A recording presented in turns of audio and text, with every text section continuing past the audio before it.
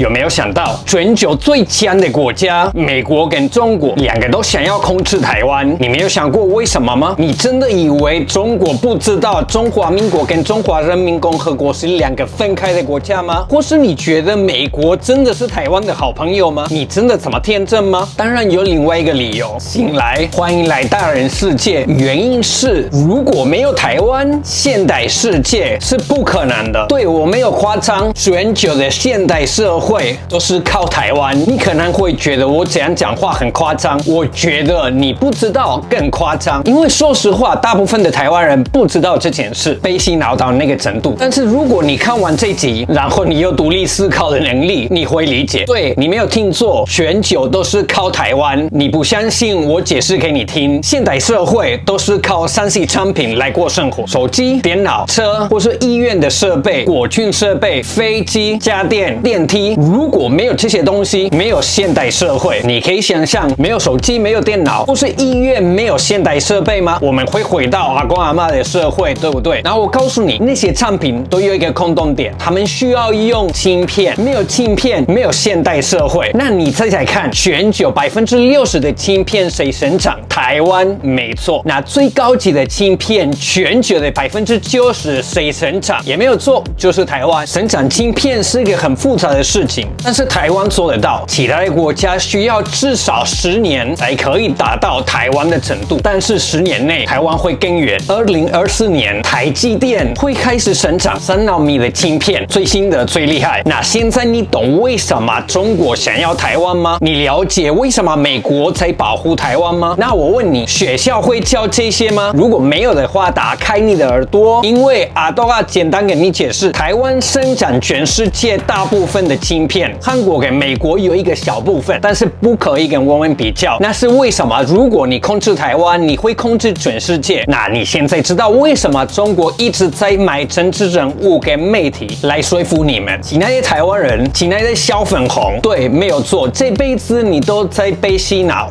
分不出来中华人民共和国跟中华民国是故意的，简化成都是中国，或是我们都是中华文化一家亲，这些废话都是假的，或是让你们害怕，觉得中国要武统台湾也是假的。中国不想要侵略台湾，中国想要控制台湾，买下来一些政治人物，跟用后媒体来洗你的脑。但是这些事情都不是重点，重点是晶片。台湾主要有2家公司会做晶片，台积电跟联发科技 TSMC 台湾 Semiconductor Manufacturing Company， 中文名字是台积电。虽然鸡应该是奇迹的鸡，因为如果没有这家公司，早就没有台湾。我真的好奇这件事，你们平常家里或是学校会说吗？台积电领导全球的晶片生产，因为生产全球54%的晶片，也是全球价值最高的4家公司之一，所以属于苹果、Meta、Tesla、亚马逊、Twitch、Google 或是 Microsoft 那个程度。公司身价美金6000亿，而且跟苹果或是 Microsoft 有一个很大的不同，没有苹果或是 Microsoft， 台积电会存在，但是没有台积电，苹果怎么生产？对，没有台湾就是没有苹果。那你知道2015年中国商人就是紫光集团的同事曹伟国，他来台湾为了买下台积电的25%，还有说联发科技，但是那时候的政府他们挡住被卖下来，谢谢不卖国家。虽然会有一些借口，像我们要避免战争，我们经济要进步，其实是想要把国家卖给中国。那假设中国卖下来或是骗下来台湾，中国会控制全世界，因为这样的话，美国靠中国才拿到芯片。那是为什么美国不准中国攻击台湾？这件事比乌克兰跟俄罗斯还重要。为什么？因为全球如果没有俄罗斯的瓦斯还存在，有其他的地方有瓦斯，但是没有台湾的芯片，全球完蛋了。那你现在知道，如果你投给金钟，就是亲共的政治人物，你会影响到全球。所以呢，你这个台湾老百姓决定投给金钟，就是亲共，讲得很模糊，避免讨论这件事，或是清楚表达保护台湾的主权的政治人物，你决定投给谁，会影响到全世界。所以下次有人跟我说台湾是龟岛，台湾什么都缺，台湾很烂，台湾快不行，为什么我还在台湾？我只会拍多你一件事，开始独立思考，拜托，感谢，我是 Jesus。如果你也觉得台湾人应该要很了解这件事，请帮我跟你的朋友分享、按赞、订阅。因为我常常讨论这些话题，所以没有厂商回来找我业配，所以我最近开了一个网络西班牙文的学校，在台湾推广西班牙文，